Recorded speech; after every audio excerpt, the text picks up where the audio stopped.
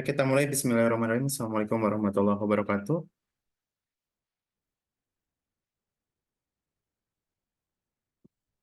Waalaikumsalam warahmatullahi wabarakatuh. Waalaikumsalam warahmatullahi wabarakatuh.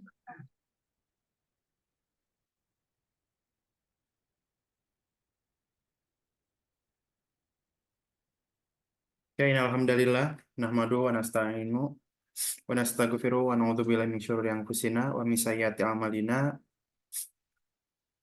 May yahdihillahu fala mudhillalah wa may yudlil fala hadiyalah. Wa asyhadu an la ilaha illallah wahdahu la syarikalah wa asyhadu anna Muhammadan abduhu wa rasuluhu amma ba'du. Puji syukur kita panjatkan kehadirat Ilahi Robbi dan selawat serta salam semoga terus curahkan kepada junjungan alam Habibana wa Nabiyana Muhammad Sallallahu Alaihi Wasallam. Pada hari ini kita akan melakukan refleksi untuk pembekalan di minggu kedua, di mana di pekan kedua ini kalian sudah mengikuti pembekalan.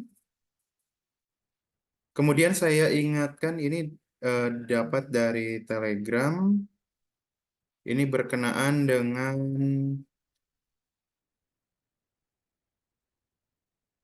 asesmen untuk tilik diri. Ini sudah pada mengisi belum? Ada yang belum? Sudah, Bapak. Atau sudah semua? Sudah, Kak. Oke, syukur kalau sudah semua.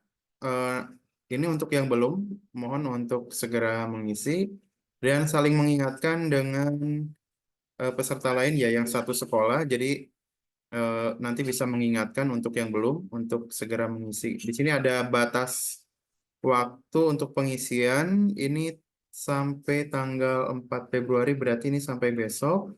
Jangan sampai ada yang terlewat. Dan nanti untuk ketua kelompok masing-masing sekolah ini nanti bertanggung jawab untuk mengingatkan dan mengkonfirmasi bahwa untuk semua peserta itu sudah, atau memastikan bahwa semua peserta ini sudah mengisi untuk yang tilik diri. Oke, untuk yang tilik diri mungkin itu informasi yang saya sampaikan. Ini berkenaan dengan eh, apa ya yang ditugaskan atau informasi yang didapatkan dari Telegram. Saya memantau dari Telegram untuk apa yang harus kalian lakukan untuk setiap minggu. Kemudian untuk kehadiran untuk minggu ini belum ada rekapannya, dan untuk yang kemarin juga itu belum diupdate. Jadi untuk yang statusnya kemarin tidak hadir itu masih dalam status yang sama. Mudah-mudahan segera itu ada updatean, mungkin Senin atau kapan itu, nanti kalau sudah ada updatean nanti diinformasikan.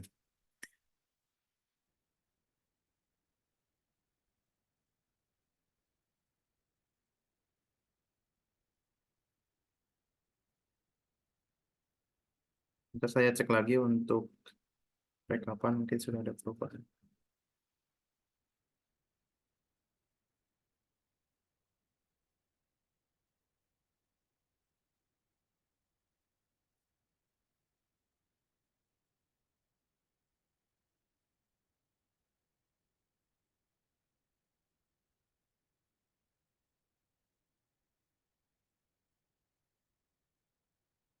Statusnya masih sama. Nah, jadi kita belum bisa membahas untuk kehadiran atau untuk rekapan kehadiran. Nanti bisa saya infokan di grup kalau seandainya nanti ada yang di rekapan itu menyatakan tidak hadir. Dan sebaiknya nanti untuk minggu terakhir itu ketika mengikuti eh, pembekalan, kalau seandainya tidak yakin absensinya terkirim, itu bisa langsung membuat resume atau membuat bukti bahwa kalian sebenarnya mengikuti pembekalan sehingga nanti bisa diajukan untuk perubahan.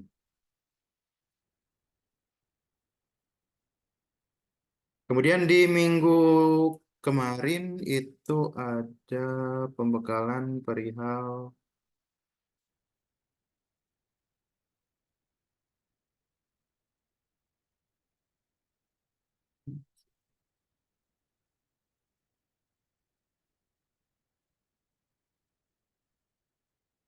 Nih ya, untuk hari Senin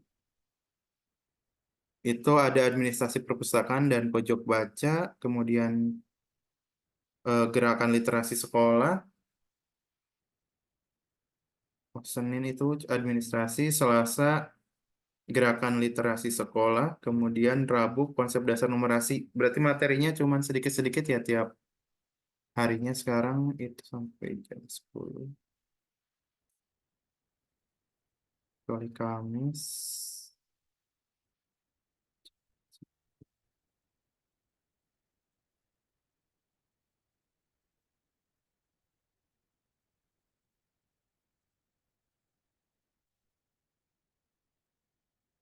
Oke, kita mulai dari yang hari Senin terlebih dahulu. Itu tentang administrasi perpustakaan dan pojok baca. Mungkin ada yang mau sedikit memberikan ulasan berkenaan dengan materi di hari Senin ini.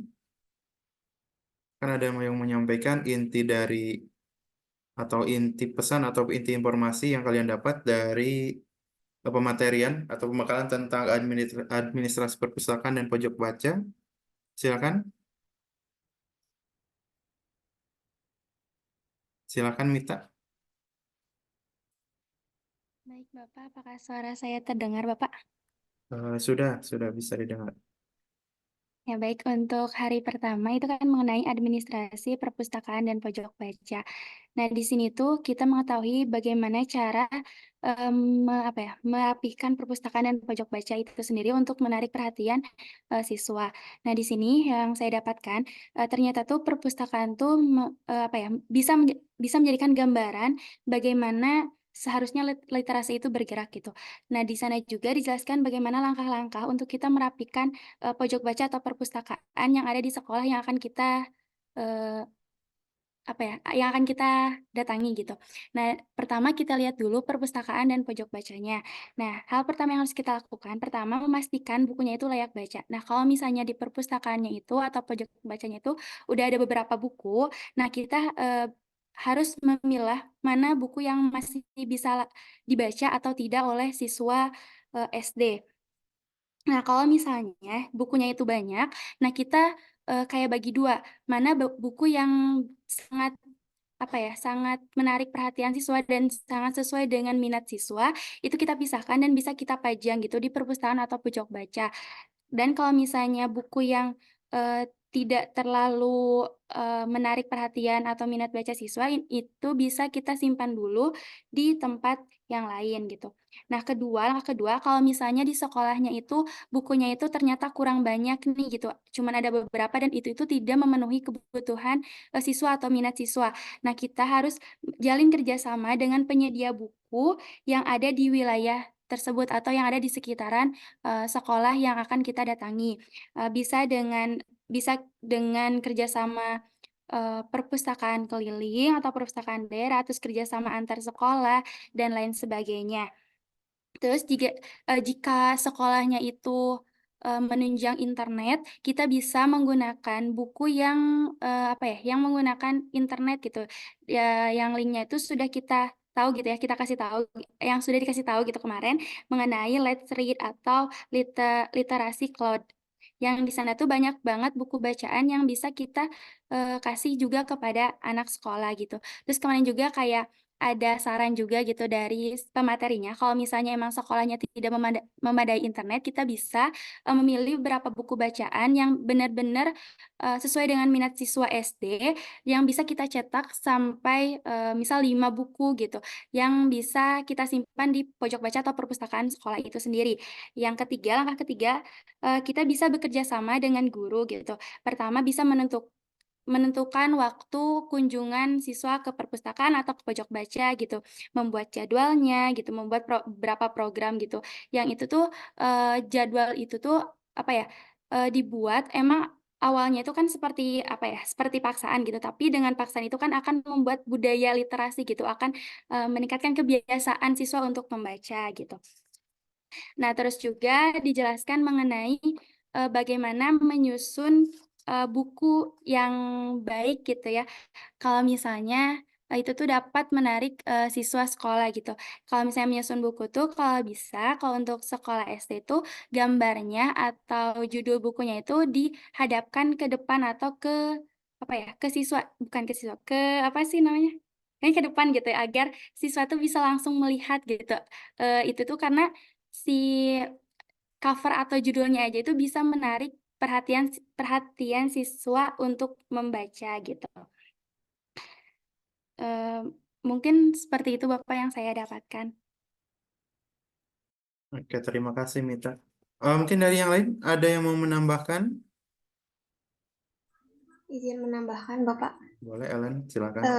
Jadi berdasarkan apa yang saya dengar kemarin, dosen itu menjelaskan ada alur-alur kegiatan pengelolaan koleksi sudut baca kelas.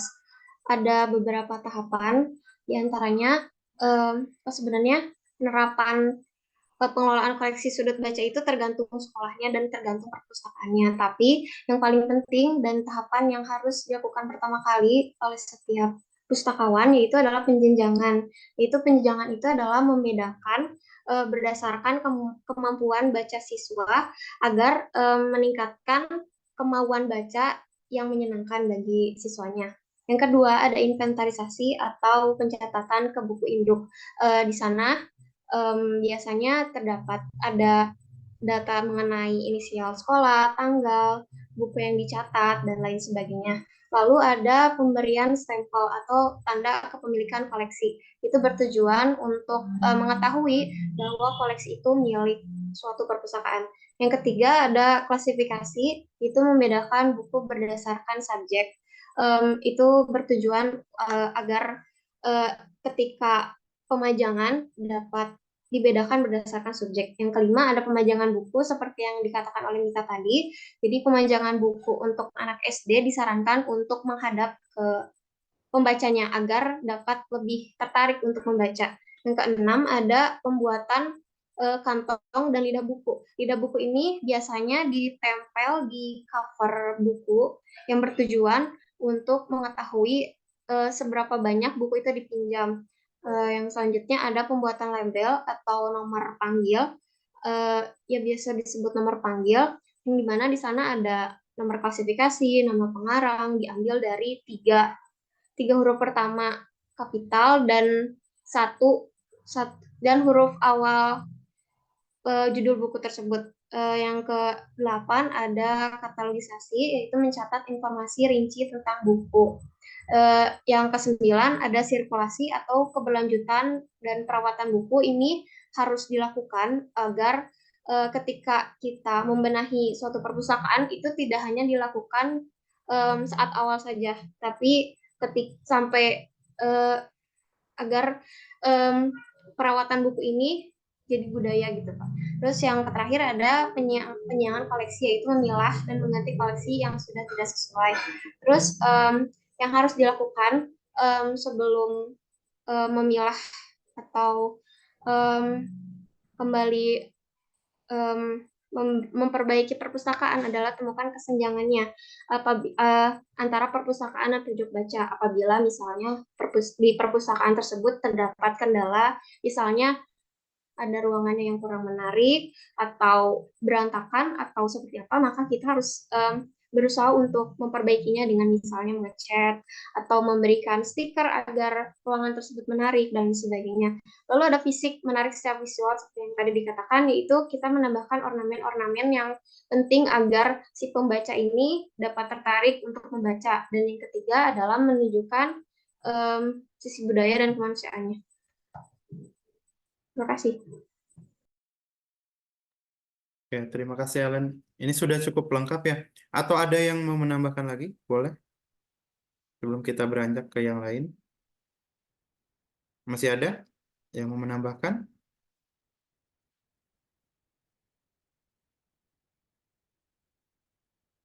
Atau sudah cukup terwakili dengan apa yang disampaikan oleh Mita dan juga Ellen?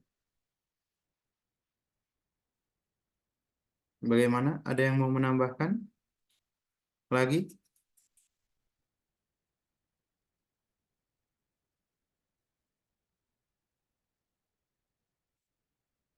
Mungkin cukup ya. Untuk materi yang pertama ini, kalau kalian tinjau dari durasi, itu sekitar 1 jam setengah. Ini 1 jam setengah, 8.30 sampai jam 10. Nah, untuk waktu penyampaian ini cukup atau terlalu panjang atau terlalu pendek, jadi kurang durasinya. Bagaimana? Silakan ada yang mau menyampaikan versi sendiri ya, tidak harus mendengar yang lain. Itu cukup durasinya atau kurang atau lebih? Silakan. Mungkin Pak izin menanggapi ya. Menurut saya untuk pematerian yang pertama itu sangat cukup ya Pak, karena sudah dibahas semua sampai administrasi di perpustakaan itu dibahas cukup lengkap. Terima kasih. Untuk pemateriannya bagaimana, Indira? Penyampaian dari pematerinya menarik atau bagaimana bawaannya? Untuk pemateriannya cukup menarik Pak, jadi fokus kita juga terfokus pada pematerian gitu Pak, tidak kepada yang lain, tidak membosankan gitu. Oke, terima kasih Indira. Dari yang lain, ini yang dari SD Cisadap dulu, silakan. Tanggapannya untuk pematerian yang pertama itu dilihat dari durasi, kemudian juga dari cara penyampaian. Silakan, mau siapa dulu?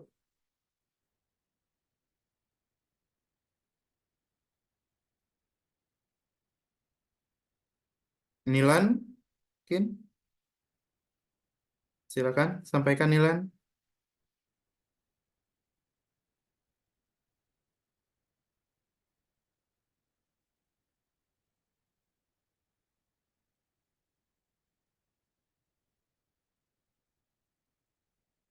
Rizka dulu, Rizka. Bagaimana untuk pematerian pertama?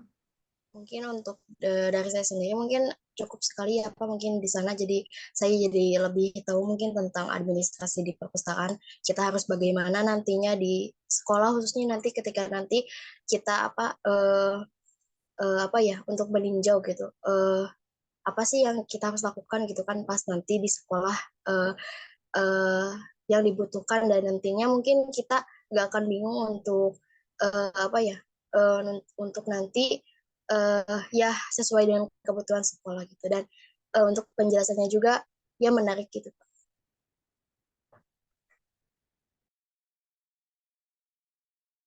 Oke, terima kasih Rizka. Dari yang lain? Desni?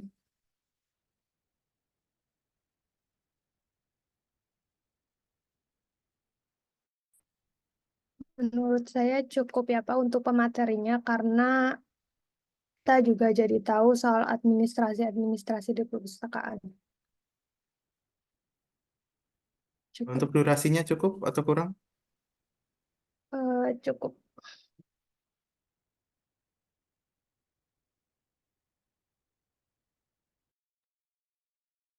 Oke, ke yang dari penyingkiran sekarang.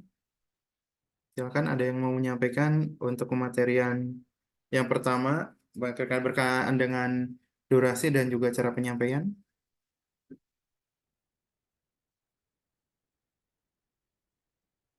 Oh, silakan Silvi.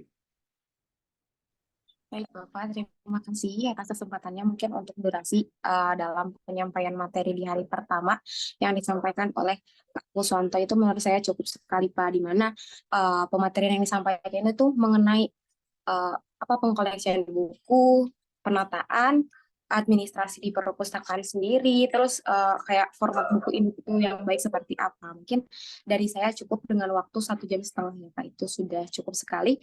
Dan pematerian menyampaikan materi itu dengan sangat baik, ditambah dengan gambaran-gambaran yang memudahkan kita dan memfokuskan pemahaman kita terhadap apa yang pemateri sampaikan. Mungkin seperti itu, Bapak. Terima kasih Silvi. Selanjutnya mungkin kita langsung beranjak ke hari yang kedua. Dan saya anggap kalian bisa memahami apa yang disampaikan oleh pemateri. Ini ditandai dengan tadi kalian bisa menyampaikan ulasan dari apa yang disampaikan oleh pemateri. Kemudian untuk hari kedua itu kita masuk ke ada gerakan literasi sekolah. Ini kurang lebih sama ya seperti kemarin. Ada literasi. Kita masuk ke gerakan literasi sekolah. Mungkin di sini ada yang mau menyampaikan sedikit ulasan tentang inti dari pematerian tentang gerakan literasi. Oke, Silvi boleh. Baik, Bapak, terima kasih atas kesempatannya. Izinkan saya menyampaikan ulasan mengenai pemateri di hari kedua mengenai gerakan literasi sekolah, di mana pemateri menyampaikan bahwa ada 3 lingkungan itu. Yang pertama ada lingkungan fisik yang ramah literasi tentunya, baik itu dilakukan di dalam kelas ataupun di ruangan kelas. Nah, yang kedua itu ada lingkungan sosial afektif dengan model komunikasi yang literat tentunya. Terus yang terakhir, yang ketiga, ada lingkungan akademis yang literat, di mana tahapan awalnya itu kita harus mengamati gitu lingkungan di sekolah itu. Apakah siswa sudah membaca buku non-teks? Selanjutnya, apakah ada poster yang mendorong budaya baca anak gitu? Dan yang terakhir, apakah karya siswa dipajang gitu Pak di koridor sekolah ataupun di kelas-kelas seperti itu. Nah, hal tersebut akan menentukan bagaimana iklim sekolah ataupun budaya sekolah gitu, di mana kalau misalkan iklim sekolah itu jangkanya lebih pendek Pak. Kalau misalkan untuk budaya sekolah sendiri itu jangkanya lebih panjang. Nah, untuk saya akan membahas satu persatu mungkin Pak dari tiga lingkungan yang tadi, di mana untuk lingkungan fisik yang kayak akan teks itu, di mana apakah ada ketersediaan teks cetak seperti yang akan membantu anak mengembangkan pengetahuan tentang huruf, kata, kalimat, atau teks gitu. Misalkan untuk kelas-kelas bawah, untuk kelas di fase A mungkin, apakah tersedia lingkungan baca seperti poster-poster huruf dalam mempermudah anak mengenal huruf. Nah, untuk selanjutnya ada lingkungan sosial afektif, di mana apakah guru memberikan penghargaan kepada siswa baik secara akademik ataupun non-akademik itu Pak. Jadi lebih ke bentuk apresiasi dari guru sendiri. Selanjutnya ada lingkungan akademis yang literat itu, di mana ada penguatan literasi gitu. Anak guru itu merancang strategi atau menyediakan alat bacaan yang dapat membangun literasi anak gitu Pak. Terus di pematerian ini juga, mohon maaf, selanjutnya di materi ini juga membahas mengenai ORIM. Apa itu ORIM? ORIM itu terdiri dari 4 kata. Yang pertama O itu ada opportunities, yakni kesempatan. Yang kedua ada recognition. Recognition itu apa sih? Recognition itu ada pengakuan. Yang ketiga ada interaction, interaksi. Dan yang terakhir ada model atau teladan. Diharapkan dengan adanya ORIM tersebut dapat meningkatkan literasi anak. Literasi peserta didik. Gitu. Terima kasih. Mungkin itu yang dapat saya sampaikan Bapak mengenai pematerian hari kedua. Saya kembalikan lagi ke Bapak. Oke, terima kasih Silvi. Dari yang lain ada tambahan? Izin menambahkan Pak. Mangga. Boleh. Jadi di literasi sekolah ini kita mengenal lingkungan kayak akan literasi ya. Di situ juga ada berbagai strategi untuk menerapkan literasi di setiap pojok sekolah, seperti menaruh banyak poster bacaan di dinding, di kantin, di lorong sekolah, maupun di tangga sekolah, agar meningkatkan budaya literasi. Penguatan literasi yang selaras dengan tahapan perkembangan literasi siswa. Lalu, untuk strategi memahami dan mengkritis bacaan diajarkan secara berjenjang. Lalu untuk penguatan literasi itu sendiri, kita bisa menggunakan ragam teks dan format dan tema yang dekat dengan lingkungan keseharian siswa. Sekian. Cukup, Pak. Oke, terima kasih. Ada tambahan lagi dari yang lain? Dari yang belum? Izin menambahkan, Bapak. Boleh, minta. Untuk yang gerakan literasi sekolah itu juga sebenarnya berhubungan sama yang hari pertama, yaitu menata buku gitu agar dapat menarik perhatian siswa itu. Itu dengan cara menyusun buku menghadapkan cover di depan gitu. Juga salah satu tadi kan sudah disebutkan tentang lingkungan teks itu. Kita juga bisa dengan cara salah satunya memperkaya lingkungan kelas itu dengan banyak-banyak tulisan gitu. Semisal salah satu contohnya dengan kemarin ditampilkan salah satu contohnya itu dinding kata yang dimana semua guru mata pelajaran itu ikut berkontribusi gitu untuk peningkatan literasi itu. Contohnya semisal siswa itu diminta untuk menuliskan kata kunci gitu pada saat pelajaran terakhir gitu. Materi misalkan siswa itu belajar tentang biologi gitu. Misalkan kata kuncinya fotosintesis. Nah, itu siswa diminta untuk menjelaskan kayak misal fotosintesis itu seperti apa gitu, Pak. Mungkin gitu, Pak. Terima kasih.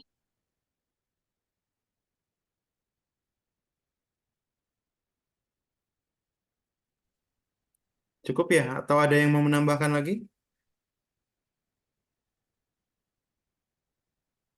Kalau ada yang mau menambahkan, silakan.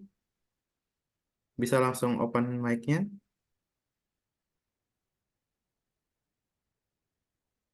Atau kita anggap cukup dulu untuk ini. Kira-kira berkenaan dengan materi yang kedua tentang gerakan literasi di sekolah. Ini durasinya cukup atau kurang atau bagaimana? Kemudian bagaimana pemateriannya? Apakah cukup menarik untuk disimak atau bikin boring ataupun apa itu silakan bisa disampaikan. Silakan yang belum dulu ya, Hilda. Baik Bapak, terima kasih atas kesempatannya. Sebelumnya saya izin menanggapi perihal waktu penyampaian materi dan seberapa menarik pematerian yang dilakukan oleh Ibu Pratiwi Retnaningdia. Untuk yang pertama, perihal waktunya menurut saya cukup karena dalam hal tersebut Ibu itu menyampaikan pemateriannya yang cukup menarik karena diselingi dengan penyampaian contoh-contoh seperti gambar dan hal-hal yang menarik yang membuat kita itu untuk bisa terus fokus terhadap pematerian yang Ibu lakukan. Lalu untuk perihal waktunya juga menurut saya cukup karena dalam pemateriannya juga tidak selamanya menerangkan tetapi diselingi dengan komunikasi antar ibunya dan kita sebagai yang mendengarkan gitu. Mungkin sekian Bapak. Oke, terima kasih Hilda. Dari yang lain, kan dari yang di Cisadap, ada yang mewakili?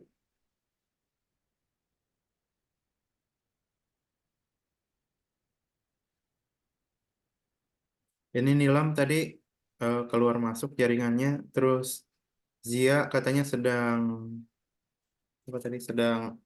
ini untuk yang pelatih.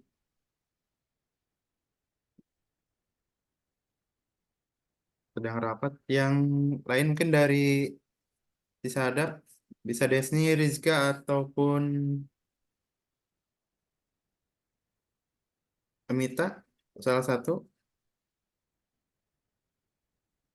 Mungkin Pak saya sedikit menanggapi Boleh. untuk yang kemarin, materi yang kemarin sama mungkin seperti yang teman-teman mungkin menurut saya cukup dan apa ya, dan memang kemarin juga khususnya mungkin pas Ibu Pratiwi menyampaikan juga di sana apa sih dilihat gitu kan bagaimana gitu gambaran mungkin literasi untuk di lingkungan sekolah mulai dari di kantin terus apa ya di lapangan khususnya mungkin di perpustakaan gitu dan ya menurut saya sih untuk materi kemarin sih menurut saya gak boring.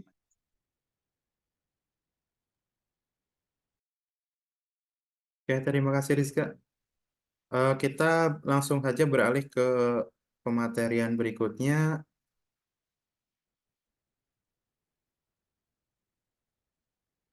Itu di hari Rabu kita sudah masuk ke hal baru yaitu tentang numerasi.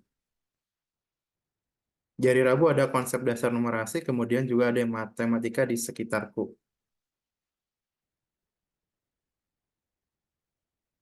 Oke, untuk materi di hari Rabu ini ada yang mau memberikan sedikit ulasan? Hilda, boleh, silakan. Baik, Bapak, terima kasih atas kesempatannya. Saya izin menyampaikan mengenai mungkin pematerian yang dilakukan pada hari Rabu. Yang pertama itu mengenai konsep dasar numerasi yang dilakukan oleh Bapak Diki Noto. Nah, di sini disebutkan bahwa mungkin untuk sekarang ataupun hal-hal umum yang diketahui oleh orang-orang mengenai numerasi itu adalah sesuatu yang dihitung ataupun suatu bilangan gitu. Tapi pada dasarnya numerasi itu tidak hanya dengan sebuah perhitungan saja gitu, karena numerasi itu konteksnya lebih luas lagi gitu.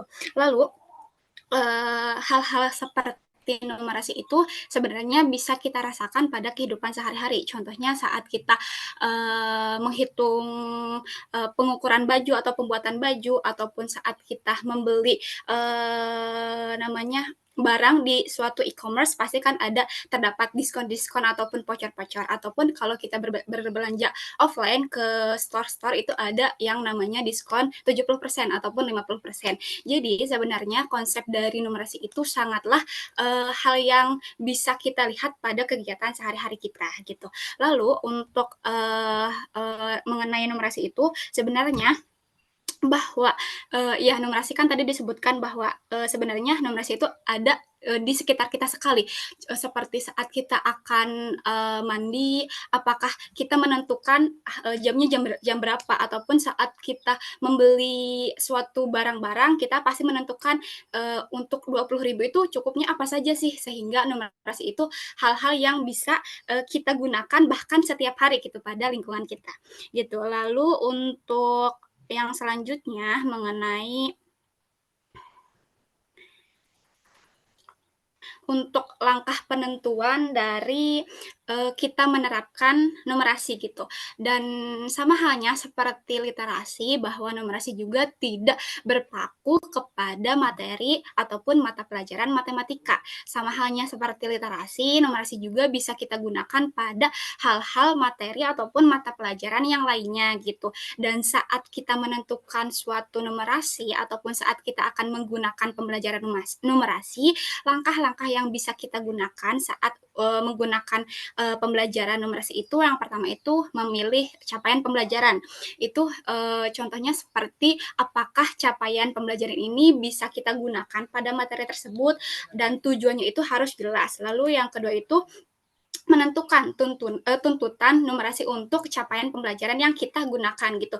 Contohnya seperti saat kita mengajarkan hal yang tujuan pembelajarannya itu, apakah tujuannya itu perlu diajarkan ataupun tidak gitu. Dan sekiranya tuntutan itu akan nyambung atau tidak terhadap mata pelajaran tersebut. Lalu yang ketiga itu adalah menentukan aktivitas numerasi yang dapat kita ajarkan gitu. Jadi hal-hal yang kita ajarkan itu sekiranya bisa ataupun dapat benar-benar dipahami oleh peserta didik gitu. Apalagi kita sebagai calon guru kepada anak-anak sekolah dasar yang sangat dibutuhkan penerapan pembelajaran yang menyenangkan, tetapi juga dapat dipahami gitu oleh peserta didiknya gitu. Lalu yang terakhir itu adalah menentukan alat ataupun istilah matematika yang digunakan dalam aktivitas tersebut. Apalagi zaman sekarang kan ada yang namanya matematika di luar ruangan. Jadi kita dapat mengekspor suatu pembelajaran tidak hanya di kelas, tetapi bisa menggunakan hal-hal seperti di lapangan ataupun di lingkungan-lingkungan sekitar yang kita dapat membantu pembelajaran tersebut itu dapat menyenangkan, menarik, tetapi dapat berkesan kepada peserta didiknya gitu. Mungkin sekian Bapak. Terima kasih.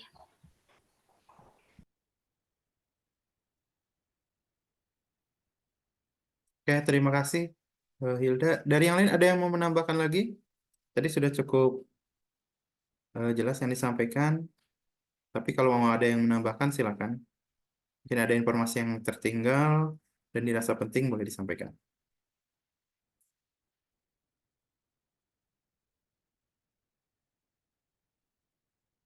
Bapak mungkin izin menyampaikan sedikit lagi mengenai Boleh. pengertian numerasi. Nah, tadi saya lupa untuk menyampaikan bahwa pengertian ataupun konsep dasar dari numerasi itu sendiri.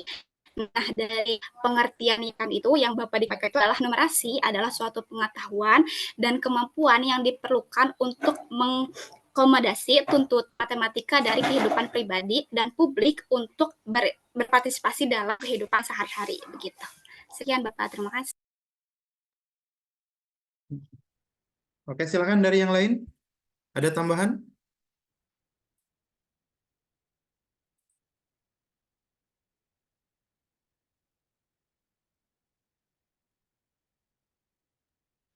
Bapak izin Boleh, menambahkan. silakan. Ya, baik Bapak, terima kasih. Mungkin tadi Hilda sedikit menyinggung tentang matematika di luar ruangan. Nah, kita juga kan kemarin belajar tentang matematika di luar ruangan atau di sekitar kita tuh seperti apa sih maksudnya gitu. Nah, jadi tidak semua aktivitas di luar ruangan itu bisa menjadi apa ya, bisa termasuk ke dalam matematika di luar ruangan gitu. Contohnya, misal anak dikasih soal matematika terus mengerjakannya di luar ruangan atau mengerjakannya itu di tengah lapangan. Nah, itu bukan termasuk ke dalam matematika di luar ruangan. Tapi matematika di luar ruangan adalah ketika anak-anak diberikan aktivitas atau diberikan arahan gitu. Misal, kalian coba apa ya, menentukan bentuk-bentuk tumbuhan atau bentuk-bentuk daun yang ada di sekitar sekolah misal gitu ya. Nah, di sana siswa itu akan mencari, akan mendapatkan data gitu mengenai bentuk tumbuhan. Di sana anak akan menentukan tumbuhan ini tuh daun ini tuh bentuknya apa ya gitu. Itu kan termasuk ke dalam matematika gitu. Nah, jadi tidak hanya mengerjakan tapi anak juga beraktivitas gitu di luar ruangan. Nah, terus juga ada outside activity tidak sama dengan outdoor matematika activity karena kegiatan outdoor matematika itu bisa diartikan sebagai kegiatan yang dapat membantu anak-anak dan juga guru itu untuk mengalami dan menghubungkan matematika dengan aktivitas di luar ruangan itu sendiri gitu. Nah, kegiatannya yang kemarin itu kayak dianjurkannya itu anak-anak tuh ketika matematika di luar ruangan itu bisa berkelompok karena bisa apa ya, bisa bekerja sama gitu anak-anak tuh di sana. Terus juga anak-anak bisa counting atau juga menghitung, anak-anak bisa menganalisis data apa yang dia dapatkan gitu, dan juga anak-anak bisa drawing atau juga menggambar gitu, dan lain sebagainya. Nah, juga ada beberapa tahapan yang bisa kita lakukan sebelum kita melaksanakan matematika di luar ruangan. Pertama, bisa kita menentukan topik dulu. Nah, di sini tuh kita lihat dulu nih kemampuan prasarat si peserta didiknya atau siswanya tuh seperti apa, terus tingkat kesulitannya juga diperhatikan. Nah, jangan sampai topik yang kita ambil itu di luar konsep yang telah dipahami oleh siswa. Jadi sebaik mungkin materinya itu yang sesuai dengan yang sudah diajarkan di kelas terlebih dahulu gitu, baru nanti bisa kita aplikasikan ke aktivitas matematika di luar ruangan. Yang kedua, memilih aktivitasnya itu, seperti memilih lokasinya, kalau misalnya lokasinya di luar sekolah, misalnya di lapangan atau di taman dan sebagainya. Terus juga alat dan bahannya juga diusahakan itu yang mudah untuk siswa dan juga harus aman gitu untuk siswanya, aktivitas yang dilakukannya. Yang ketiga, do outdoor math. Nah, di sini itu guru bisa mensurvei dulu lokasinya, apakah aman untuk siswa atau tidak. Terus juga membuat kelompok untuk siswanya dan juga membuat rencana cadangan, semisal cadangan yang pertama itu tidak bisa direalisasikan gitu.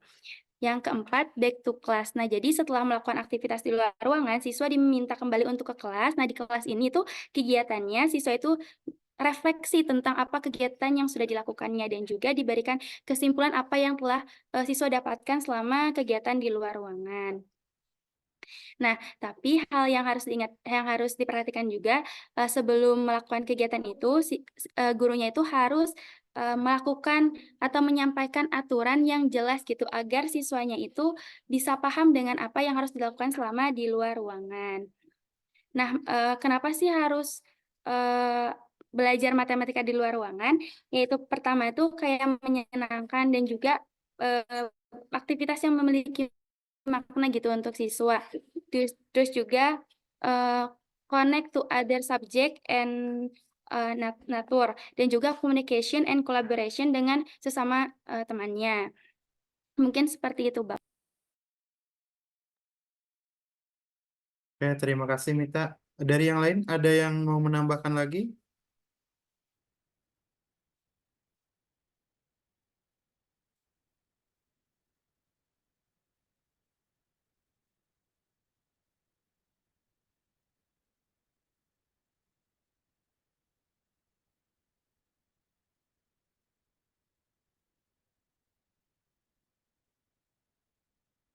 Kan ada yang mau menambahkan atau sudah cukup jelas apa yang disampaikan oleh Hilda dan Mita?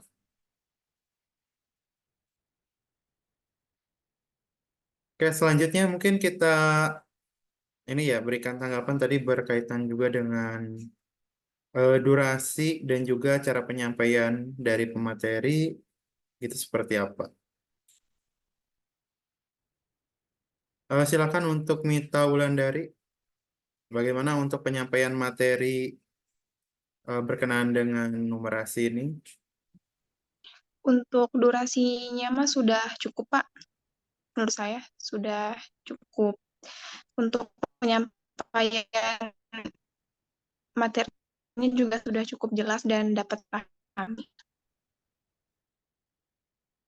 Ya, terima kasih. Dari yang lain, bagaimana untuk pemateriannya, durasi dan juga cara penyampaian materinya?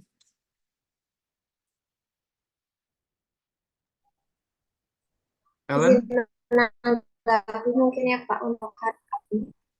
Ya, izin menanggapi ya Pak untuk hari Rabu ini saya cukup, apakah suara saya terdengar?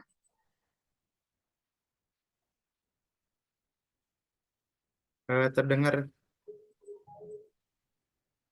Silakan lanjutkan, Oh Ellen. ya baik. Untuk hari Rabu ini saya cukup senang dan menurut saya materi yang paling saya perhatikan karena apa? Karena moderatornya ini sangat asik gitu Pak. Jadi ketika pemateri menyampaikan, moderator itu selalu komunikasinya tuh jalan gitu Pak. Dan terus di pematerian yang pertama uh, Bapak Noto itu memberikan kayak kuis gitu Pak sebelum memulai dan itu bisa memacu para mahasiswa untuk berpikir dan memperhatikan materi ke depan. Mungkin seperti itu.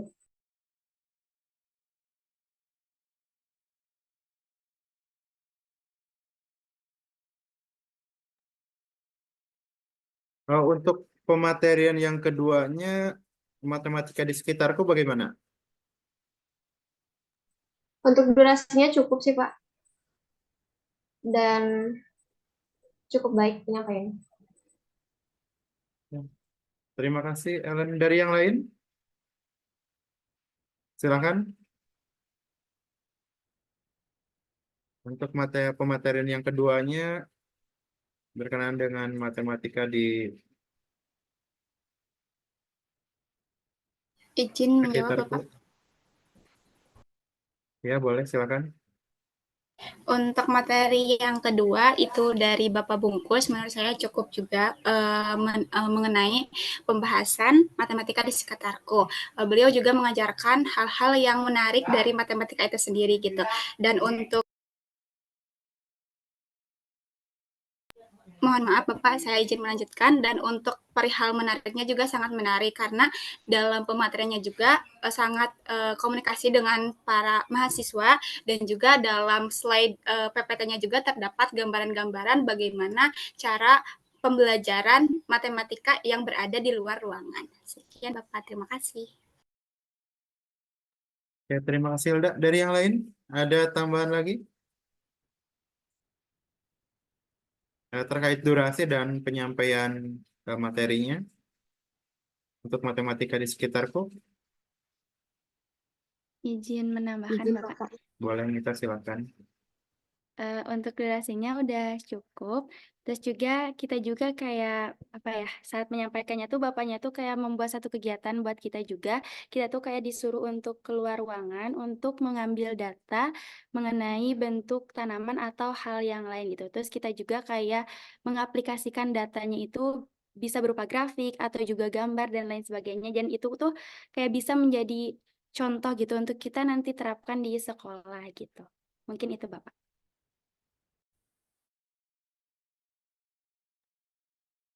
Ya, terima kasih Mita. Untuk materi ini kita rasa cukup. Kita beralih ke hari berikutnya, yaitu numerasi dalam kehidupan sehari-hari, kemudian juga ada hiburan matematika, kemudian ada praktik baik pembelajaran numerasi di sekolah dasar.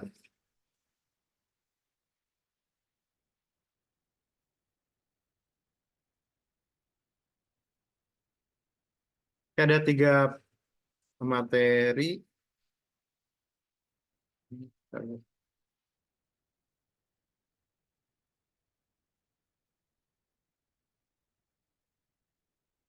Ini ya, ada numerasi di dalam kehidupan sehari-hari, kemudian ada hiburan matematika, dan ada praktik pembelajaran numerasi di sekolah dasar.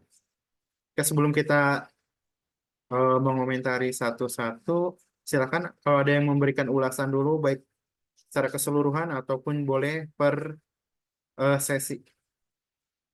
Silvi, silakan. Baik, terima kasih Bapak atas kesempatannya. Mungkin untuk hari keempat di minggu kedua ya Pak, 3 pematerian atau 2 sesi yang disampaikan menurut saya untuk keseluruhan waktu itu sangat cukup Pak. Terlebih lagi untuk hiburan matematika. Pada awalnya saya bad feeling sih Pak awalnya. Saya kira itu tuh emang lagi ice breaking gitu.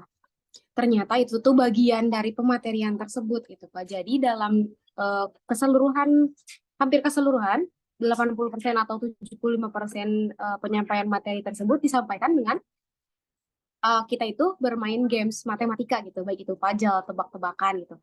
Saya kira awalnya ini tuh ya permainan, dan saya juga sempat kebingungan untuk mencatat presensi gitu Pak. Ini apa yang harus kita catat di presensi.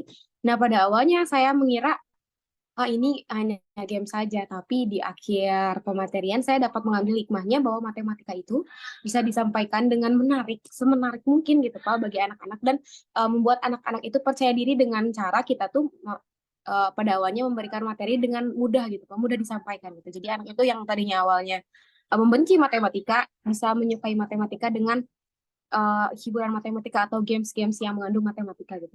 Nah, untuk sesi kedua, praktik baik pembelajaran numerasi di SD, itu disampaikan dengan baik, dengan waktu yang pas menurut saya, di mana dalam pematerian tersebut menyampaikan step gitu. Yang segitiga terbalik itu yang awalnya saya tidak memahami tentang 21 senturi numerasi model gitu. Itu tuh dijelaskan secara rinci per mata pelajaran gitu. Jadi menurut saya itu sangat-sangat baik, bahkan menurut saya kurang untuk waktunya karena dimulai dari materi pembelajaran IPA, ilmu pengetahuan alam dan sosial, agama dan lain sebagainya itu dijelaskan step by stepnya bagaimana kita cara merangkai suatu pembelajaran. Mungkin seperti itu Bapak. Terima kasih. Oke, terima kasih Silvi. Dari yang lain mungkin ada tambahan lagi? Ulasan mengenai 3 pematerian di hari Kamis. Bisa langsung masuk ke durasi, ke pematerinya, kemudian juga ulasan dari materinya. Silakan Desni.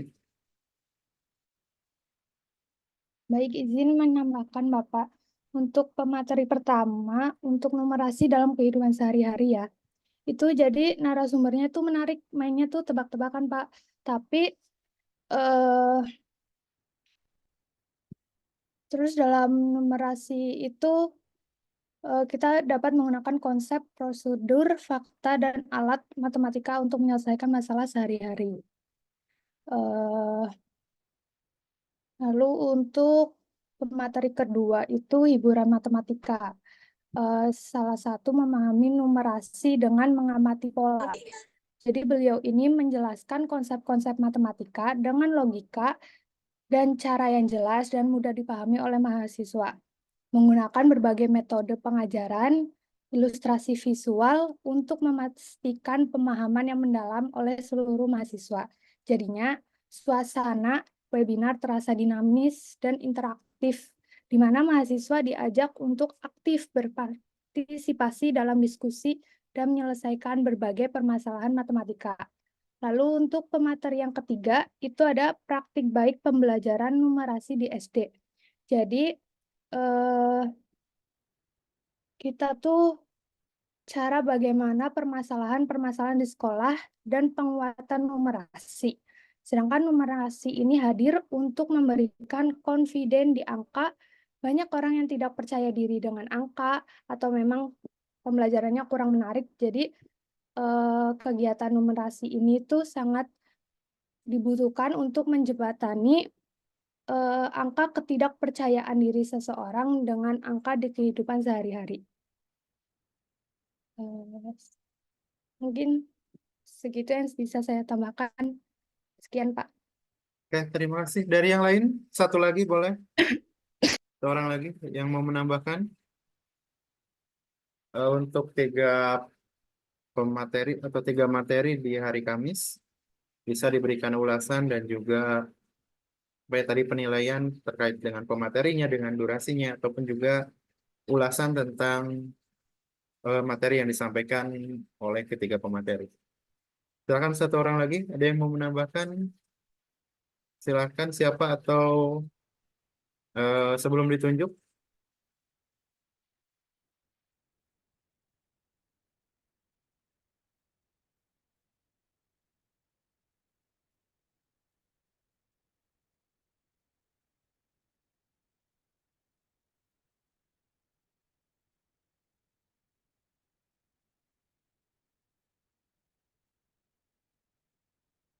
Oke, Rizka, silakan. Eh, mungkin udah disampaikan juga ya oleh teman-teman untuk 3 materi tersebut. Eh, eh, yang hiburan matematika juga mungkin sama ya yang tadi dikatakan, mungkin apa ya, mungkin saya kira itu bukan untuk dalam penyampaian materi, dan ternyata itu termasuk penyampaian materi, dan di sana banyak banget apa ya disampaikan, kayak bentuk matematikanya tuh kayak interaktif, kayak apa ya, kayak unik gitu. Menurut saya itu kayak kayak permainan puzzle atau gimana gitu, Pak. Dan untuk apa materi yang terakhir juga, yang praktik baik pembelajaran numerasi di SD juga sangat detail banget, Pak, untuk penyampaiannya. Dan apa ya, saya juga kayak apa ya namanya, mengapresiasi gitu, Pak, ke Pak Anton gitu, karena mungkin beliau juga apa ya sangat mungkin di sekolahnya juga beliau dalam apa ya praktek numerasi juga, mungkin beliau juga membantu para guru mata pelajaran lain gitu, agar mendorong setiap mata pelajaran itu harus ada numerasinya gitu. Dan tadi dikatakan kan ada yang namanya itu 21 century numeracy model. Nah, itu ada beberapa poin. Yang pertama itu ada matematiknya. Di sana tuh kayak ada maksudnya tuh ada konsep, terus keterampilan matematikanya, terus strategi pemecahan masalahnya, dan kapasitas estimasinya. Terus yang kedua tuh ada yang namanya konteks. Nah, di sana tuh kapasitas untuk menggunakan pengetahuan matematika dalam berbagai konteks. Nah, di sini itu baik di dalam sekolah maupun di luar lingkungan sekolah. Terus yang ketiga itu ada yang namanya disposisi atau karakter P5. Contohnya itu ke yang apa ya, program Kopia Pancasila itu yang keyakinan dan kemauan untuk menggunakan pendekatan matematika untuk terlibat dengan tugas-tugas yang berhubungan dengan kehidupan, kesiapan untuk menggunakan pengetahuan matematika secara fleksibel dan adaptif.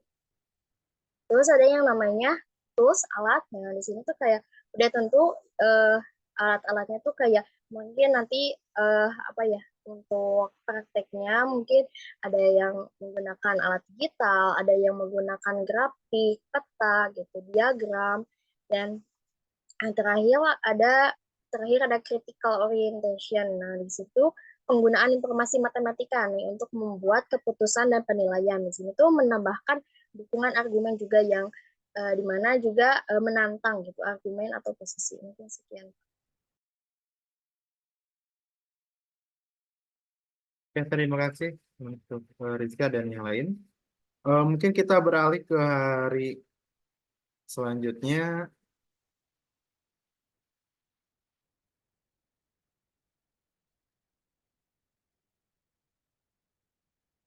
Untuk hari Jumat, itu kita masuk ke gerakan numerasi sekolah, kemudian juga siangnya kita bahas untuk pencegahan 3 dosa pendidikan. Di dalamnya itu membahas tentang perundungan. Jadi ada 2 pematerian di hari Jumat, yaitu gerakan numerasi sekolah dan ini perihal perundungan. Silakan kalau ada yang mau langsung mengulas mengenai durasi, kemudian juga cara penyampaian materi, termasuk mungkin ulasan sedikit mengenai materi yang disampaikan untuk gerakan numerasi dan juga pencegahan untuk perundungan. Yolda, boleh silakan. Baik, Bapak, terima kasih atas kesempatannya. Saya izin menyampaikan yang pertama mungkin mengenai ulasan sedikit mengenai gerakan numerasi di sekolah. Ini disampaikan oleh Bapak Apriki. Untuk numerasi ataupun gerakan numerasi di sekolah itu bisa dengan contohnya itu kita melakukan kewirausahaan kepada peserta didik. Karena dalam kewirausahaan itu yang pertama contohnya dalam membuat KP gitu. Nah, dalam KP itu tersebut anak-anak bisa membuat ataupun mengolah makanan lalu dijual. Untuk yang pertama saat membuatnya, peserta didik itu dapat menentukan bagaimana gramannya ataupun saat kita membuat kue gitu. Dalam memasaknya itu kita pasti menentukan gramnya berapa atau terus hasilnya itu yang dihasilkannya itu dapat seberapa gitu. Lalu untuk yang selanjutnya itu ada saat menjualnya gitu. Saat menjualnya juga kan terdapat ada yang namanya hasil gitu, hasil dari uang tersebut dan namanya itu sesuatu seperti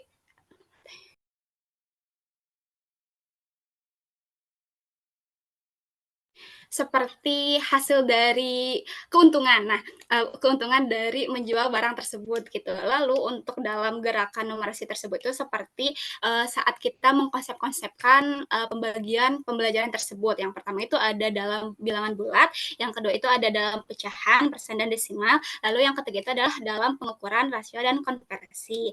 Lalu dalam gerakan numerasi di sekolah itu bisa menggunakan prinsip belajar. Contohnya itu yang pertama, setiap siswa dapat belajar numerasi dan diberikan kesempatan untuk mengaplikasikannya. Jadi contohnya dalam kewirausahaan itu kita memberi kesempatan kepada peserta didik itu untuk dapat menggunakan ataupun mengaplikasikan kegiatan numerasi dalam kehidupan sehari-hari. Contohnya dalam menjual barang tersebut, lalu saat membuat barang tersebut gitu. Lalu yang kedua itu adalah lingkungan yang kaya akan numerasi seperti penempatan poster-poster yang ada di sekolah ataupun hal-hal seperti saat kita membuat karya tersebut itu dipajang gitu. Lalu yang ketiga itu adalah memberikan kegiatan yang menantang. Seperti tadi juga dalam kewirausahaan, nah kegiatan tersebut tuh dapat mengolah ataupun mengasah kemampuan peserta didik untuk dapat menentukan hal yang menarik untuk dijual dan keuntungan yang didapatkan dari menjual barang tersebut gitu. Lalu dalam gerakan numerasi itu bisa melibatkan yang pertama itu adalah manajemen sekolah. Tentunya ya dalam setiap pembelajaran itu harus melibatkan dari siswa tersebut gitu. Apakah diadakan ataupun didorong untuk menggunakan ataupun menyelaraskan kegiatan numerasi tersebut. Lalu yang kedua itu adalah tentunya anak pendidik, yaitu guru-guru gitu. Lalu yang ketiga itu adalah orang tua. Tentunya dari adanya gerakan numerasi itu harus adanya dari dorongan orang tua. Lalu yang terakhir itu adalah dorongan dari masyarakat itu sendiri. Dan juga hal yang perlu dilakukan saat kita melaksanakan gerakan numerasi itu yang pertama itu adalah menentukan tujuannya. Ya jelas ya setiap kita melakukan kegiatan, hal yang kita ambil itu tujuan dari kegiatan tersebut itu apa gitu, apakah dapat bermanfaat dan dapat berkesan gitu bagi peserta didiknya gitu. Lalu yang kedua itu adalah merencanakan programnya, baik itu hal yang akan digunakan ataupun nanti tujuan tersebut itu akan sampai ataupun tidak gitu. Lalu yang ketiga itu adalah referensinya. Yang keempat itu ada komitmen, yang kelima itu ada refleksi, dan yang terakhir itu adalah evaluasi. Tentunya dalam setiap kegiatan kita memerlukan adanya evaluasi gitu, sehingga kita dapat tahu hal apa saja yang kurang dan dapat mencoba untuk lebih baik lagi dalam kegiatan gerakan numerasi yang lain gitu. Lalu hal positif yang dapat digunakan dalam gerakan numerasi itu bagi siswa, yang pertama adalah numerasi itu siswanya berkembang gitu, sehingga namanya terhadap numerasi itu bisa semakin meningkat dan dapat digunakan dalam kehidupan sehari-hari mereka. Lalu yang kedua itu adalah tentunya keterampilan dia dalam bernumerasi ataupun dalam contohnya dalam pengaplikasian kewirausahaan yang digunakan dalam kegiatan numerasi tersebut. Dan yang terakhir itu adalah rasa ingin tahu yang terus berkembang gitu. Sekian Bapak, terima kasih. Dan untuk mohon maaf Bapak, dilanjutkan untuk perihal waktu yang digunakan Bapak Apriki itu cukup menurut saya, dan juga Bapak Apriki tersebut itu sangat komunikatif juga terhadap kita sebagai mahasiswa gitu. Sekian. Oke, terima kasih Hilda. Dari yang lain ada tambahan? Untuk pembahasan pematerian di hari Jumat atau hari terakhir di pekan ini, silakan kalau ada yang mau menambahkan. Boleh, Izin. Silpi dulu ya. Oke, baik, terima kasih Bapak atas kesempatannya. Mungkin tadi rekan saya Hilda sudah memaparkan begitu jelasnya mengenai gerakan numerasi di sekolah mungkin ya Pak. Nah, saya akan mencoba meringkas apa yang saya dapatkan di hari terakhir di minggu kedua mengenai pencegahan 3 dosa pendidikan, yakni terfokus membahas mengenai perundungan gitu Pak. Di mana Bapak Agus sendiri menjelaskan secara mendetail dengan waktu yang cukup menurut saya dan penyampaian yang begitu interaktif Pak. Ditambah lagi ada door prize di akhir mengenai komentar-komentar terbaik gitu di kanal YouTube gitu. Untuk pematerian tersendiri, Bapak Agus membahas mengenai kekerasan terspesifik tentang perundungan. Namun sebelumnya Bapak menjelaskan terlebih dahulu mengenai kekerasan fisik, psikis, perundungan, seksual, diskriminasi atau intoleransi, dan kebijakan dengan kekerasan. 3 terfokus yang dibahas yakni tentang kekerasan fisik yang dibahas juga di pasal 7 dan psikis pasal 8. Untuk perundungan tersendiri dibahas di pasal 9, gitu, di mana perundungan itu merupakan suatu tindakan sengaja dengan ketidakseimbangan kekuasaan atau kekuatan yang dilakukan berulang kali, gitu, Pak. Nah, selanjutnya mengenai faktor itu. Faktornya itu ada beberapa, yakni pertama ada faktor dari individu itu sendiri, ada faktor dari kelompok atau hubungan suatu sosial, hubungan sosial, yang ketiga ada faktor lingkungan, dan yang terakhir ada faktor sosial atau struktural yang menyebabkan perundungan itu terjadi di lingkungan sekolah ataupun di lingkungan masyarakat gitu Pak. Nah, adapun pihak-pihak yang terlibat itu tidak hanya korban dan pelaku Pak gitu, di mana saksi juga ikut di sana sebagai bystanders. Nah, dan ketiganya tersebut memiliki dampak gitu. Yang pertama untuk pelaku itu ada dampaknya juga Pak, pelaku perundungan. Yang pertama ada mentalnya gitu Pak, terus emosionalnya tidak terkontrol, fisik dan psikis itu pasti jelas.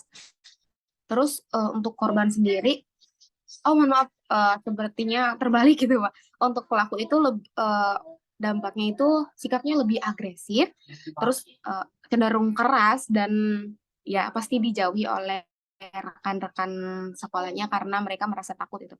Tidak hanya itu, pelaku yang mendapatkan dampak yang mungkin spesifikasi lebih banyak, di mana mentalnya yang terganggu, emosional, fisik, ataupun psikisnya itu pasti terganggu oleh tindakan perundungan.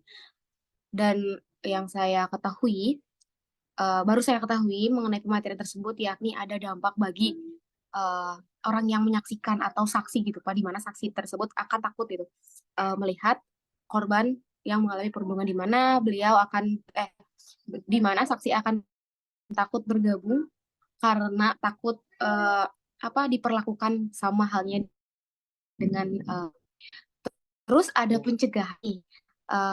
Tidak hanya itu, Bapak Agus menjelaskan mengenai pencegahan, baik itu dari satuan pendidikannya sendiri atau pemerintah daerah dan dari Kemendikbudristeknya sendiri, mengenai 3 hal yang saya pahami betul, yakni ada penguatan tata kelola, di mana adanya tata tertib mengenai do and don'ts mengenai perundungan, mungkin mohon maaf, mengenai hal-hal yang tidak boleh dilakukan yang berujuk kepada perundungan. Terus yang kedua ada edukasi, dilakukan dengan sosialisasi atau pendidikan penguatan karakter. Yang terakhir ada penyediaan sarana prasarana, di mana menyediakan sekolah yang aman, nyaman, ramah disabilitas, dan adanya kanal aduan untuk mengadukan kekerasan seperti perundungan. Itu yang saya dapat dalam pematerian terakhir di minggu kedua. Terima kasih. Oke, terima kasih. Silakan. Tadi Indira mau menambahkan? Mungkin izin menambahkan sedikit ya Pak mengenai apa perbedaannya tentang perundungan ini dengan bercanda gitu ya. Yang pertama ini dilakukan secara sengaja gitu. Tindakan agresif yang dilakukan secara sengaja itu untuk memojokkan dan menimbulkan rasa tidak berdayanya sehingga korban merasa dirinya itu bukan siapa-siapa gitu Pak. Nah yang kedua untuk ketidakseimbangan kekuasaan atau kekuatan. Nah, ini pelaku ini gunakan kekuatan atau kekuasaannya semisalnya fisik mereka atau popularitas mereka untuk mengontrol atau merendahkan atau mengucilkan orang lain gitu. Nah, selanjutnya yang ketiga ada mengulasi aksi yang dilakukannya. Nah, aksi yang dilakukannya ini terjadi lebih dari sekali atau memiliki kecenderungan untuk terulang dengan orang-orang yang sama gitu, Pak. Nah, tanpa kita pungkiri juga gitu, Pak, ada beberapa mungkin kita tidak menyadari bahwa kita juga sering kali melihat bahwa masih banyak di sekitar kita yang dirundung gitu, Pak, dibully lah istilahnya gitu. Tanpa kita sadari juga kadang kita mungkin kita merasa kalau kita itu bercanda gitu ya Pak, tapi tidak berlaku untuk si korban ini entah korban ini merasa sakit hati oleh kita dengan ucapan ataupun tidak sengaja dengan fisik gitu Pak. Dan masih banyak lagi contoh-contoh yang Bapak Agung ini berikan, apakah ini mitos atau fakta, ternyata banyak di lingkungan kampus atau bahkan di sekolah yang masih melakukan perundungan itu. Terima kasih.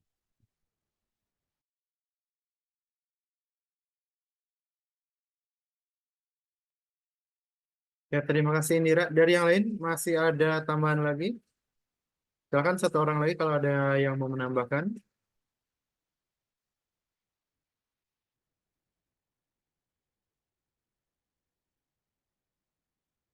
Izin Bapak untuk Boleh. mengenai perundungan. Izin menambahkan sedikit untuk hal tersebut itu diatur dalam Permendikbudristek nomor 46 tahun 2023 dari pasal 7 sampai 13 yaitu kekerasan fisik, kekerasan psikis, perundungan, kekerasan seksual, yang terakhir itu diskriminasi dan intoleransi gitu. Dan untuk hal yang bisa kita lakukan dari kasus perundungan ini ataupun mengedukasi perundungan ini adalah contohnya itu seperti yang pertama itu edukasi terhadap anaknya, orang tuanya, dan masyarakatnya gitu.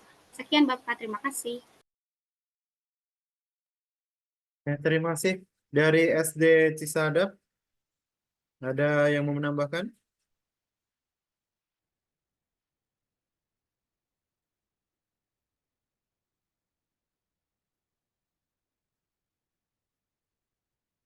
Atau cukup?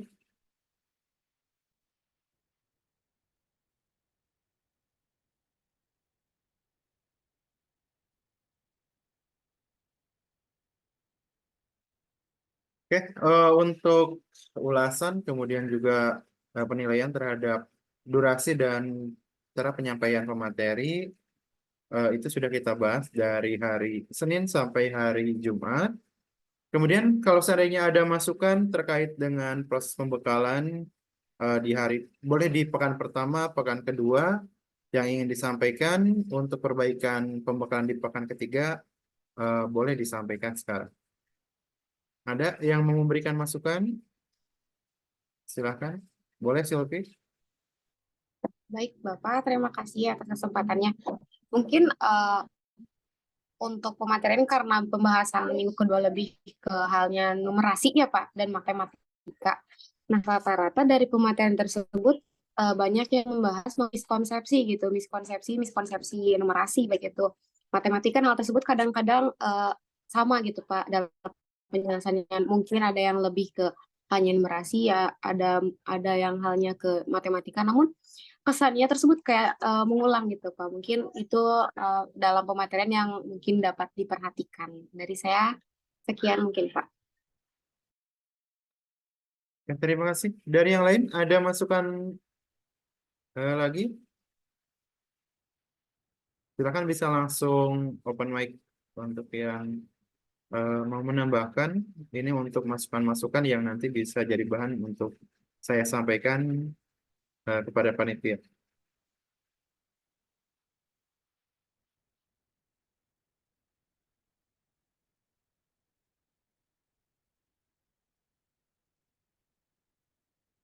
Silakan ada?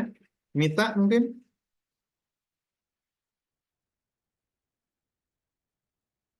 Boleh Mita dua-duanya, boleh salah satu silakan. Boleh Mita yang mana aja?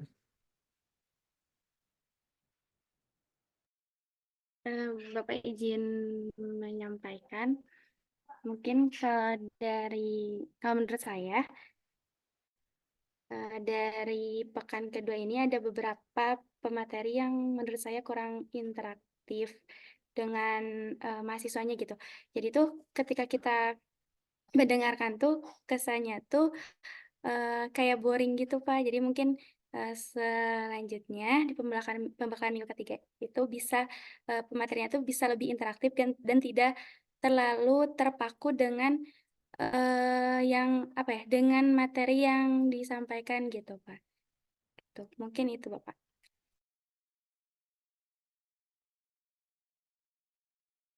Terima kasih untuk selanjutnya Mita lagi. Mita Wulandari.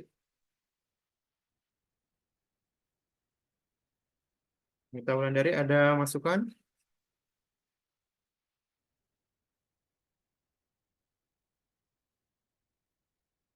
Atau dari yang lain, mungkin ini kendala jaringan. Rizka, ada masukan? Mungkin Pak untuk yang mungkin tadi sama mungkin yang pada teman-teman yang bicarakan ada beberapa mungkin materi numerasi yang mungkin sebetulnya sudah hampir-hampir mirip disampaikan dan disampaikan lagi. Dan hal itu sebetulnya saya rasakan juga di pembekalan waktu pertama literasi dan itu juga sebetulnya terjadi. Jadi menurut saya mungkin ada sedikit satu atau dua pemateri yang menurut saya mungkin sebaiknya tidak juga mungkin tidak apa-apa gitu Pak. Oke, terima kasih Rizka. Dari yang lain, Desni, ada tambahan untuk masukan?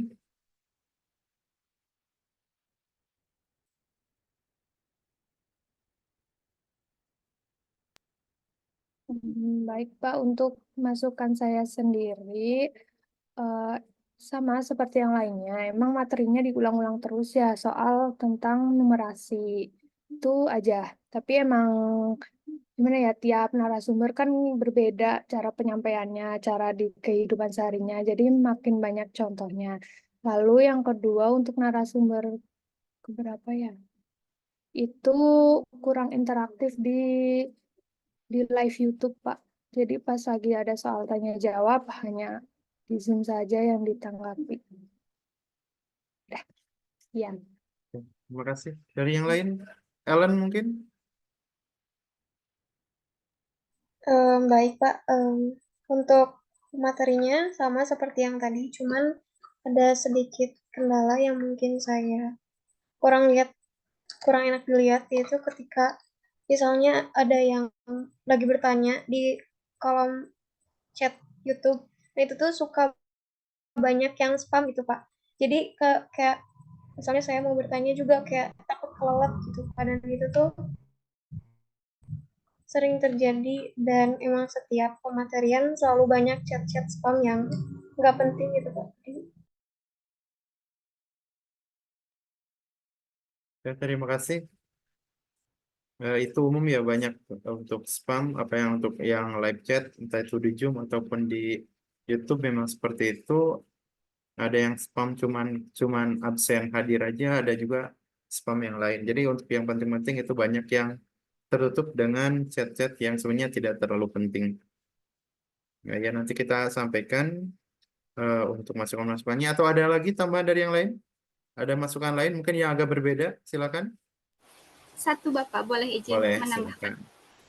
Mungkin mengenai post-test ya Pak, karena kemarin juga yang kita lakukan pada saat post-test itu sangat error sekali.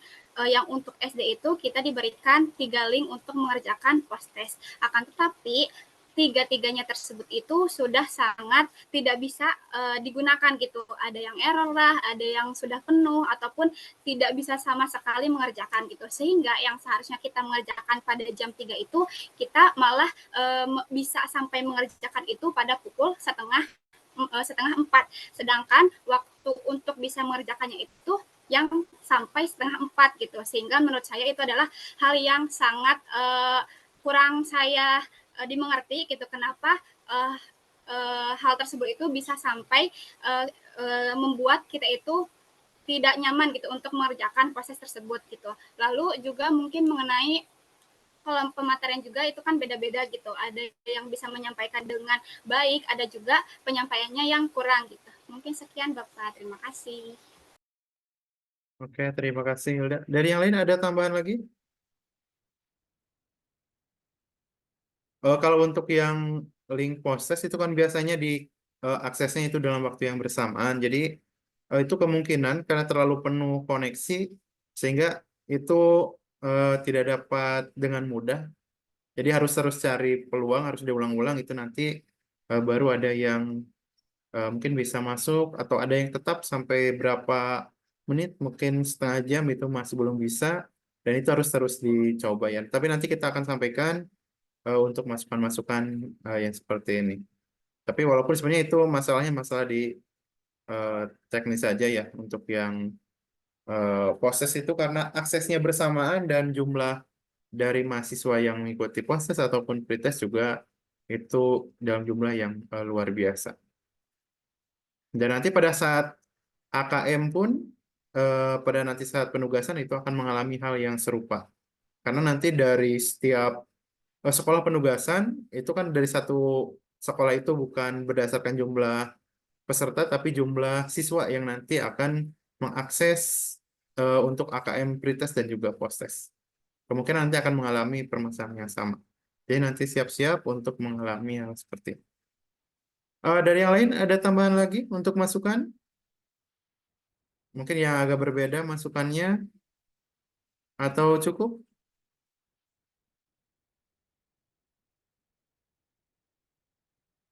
Oke, cukup ya untuk pembahasan mengenai pematerian. Saya ingatkan kembali, tadi untuk semua peserta, baik dari yang bertugas di SDN Penyingkiran ataupun Cisadap, itu untuk dapat mengisi tautan untuk tilik diri.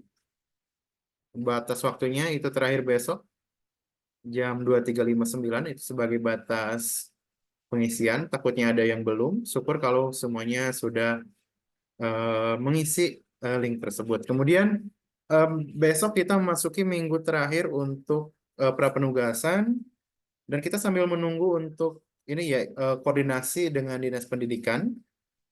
Belum ada informasi dari koordinator DVL untuk yang di Ciamis. Jadi kita belum bisa memastikan kapan untuk acara pelepasan di Dinas Pendidikan Ciamis, begitupun juga untuk lokasinya di mana. Jadi waktu dan lokasi belum ada.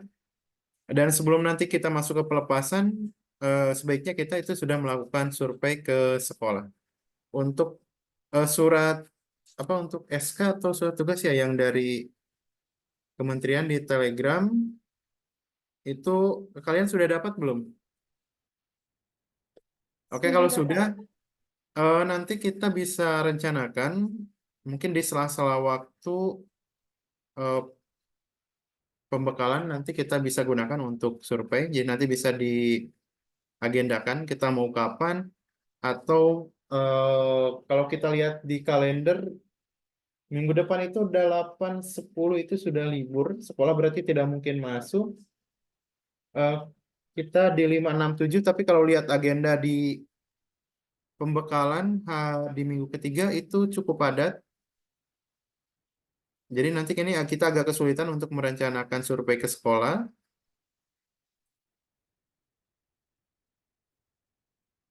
Di di minggu ketiga, Senin itu kita sampai pengelolaan kelas. Ini sampai jam 12. Kemudian Selasanya itu juga itu sampai jam 3.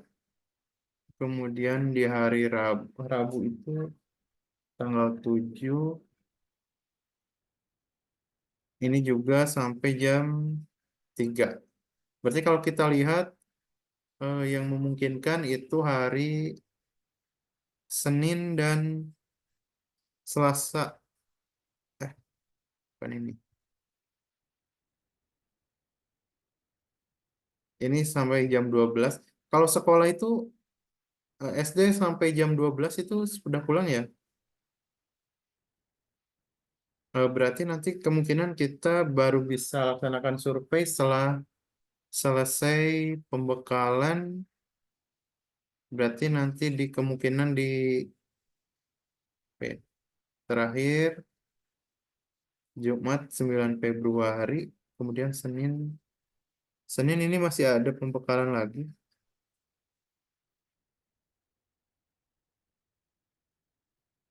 Kalau pelepasan nasional itu tanggal berapa ya?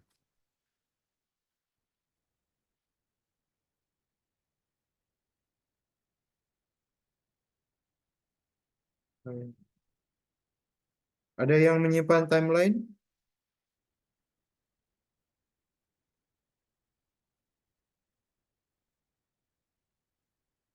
Eh, Pembekalan 22, pelepasan nasional 22 Februari, berarti dari tanggal 13 sampai 22 itu kita ada waktu yang bisa digunakan untuk eh, survei. Jadi kemungkinan kita gunakan di waktu di antara tanggal 12 sampai 22. Kalau 13 14 kemungkinan kita memasuki masa pemilu, takutnya libur. Mungkin nanti setelah pemilu kita bisa survei dulu, atau nanti kita menyesuaikan pada saat di minggu ke 1, 2, 3. Kita bisa menyesuaikan nanti di minggu ketiga, mungkin nanti antar eh, apa ya, nanti koordinasinya untuk tiap sekolah saja. Jadi nanti untuk yang Cisadap nanti bisa berkoordinasi, kemudian untuk yang Pangandaran juga nanti bisa berkoordinasi untuk rencana survei. Atau nanti mungkin untuk survei, seandainya kesulitan untuk mengatur waktu, nanti yang dekat dengan sekolah nanti bisa eh, duluan ya untuk melakukan komunikasi. Nanti kita baru survei bersama-sama untuk memastikan bahwa sekolah itu menerima kehadiran kita.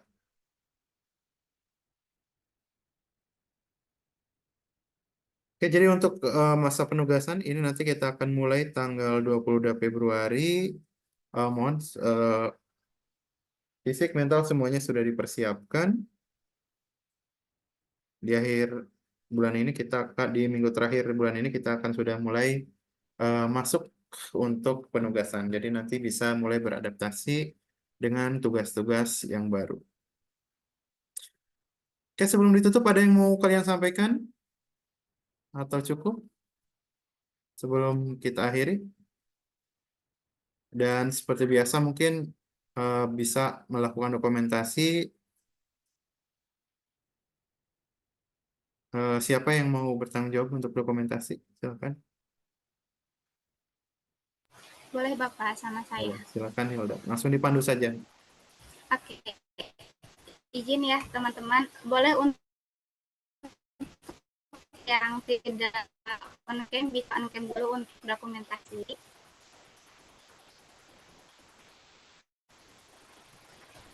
Mungkin karena jaringan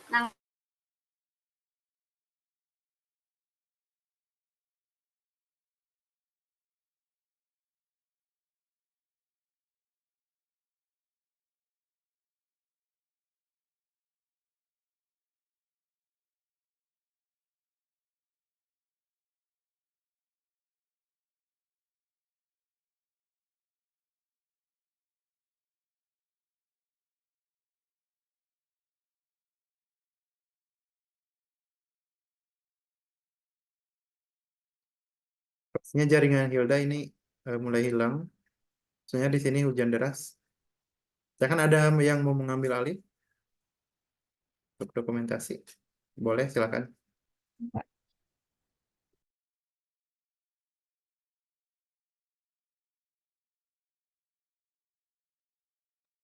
Sambil dipandu aja, Des. Enggak. Lihat kamera ya. Hilda gimana, Pak? Apa gitu?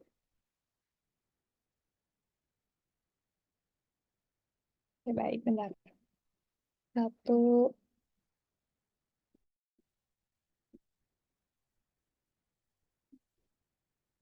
udah, Pak.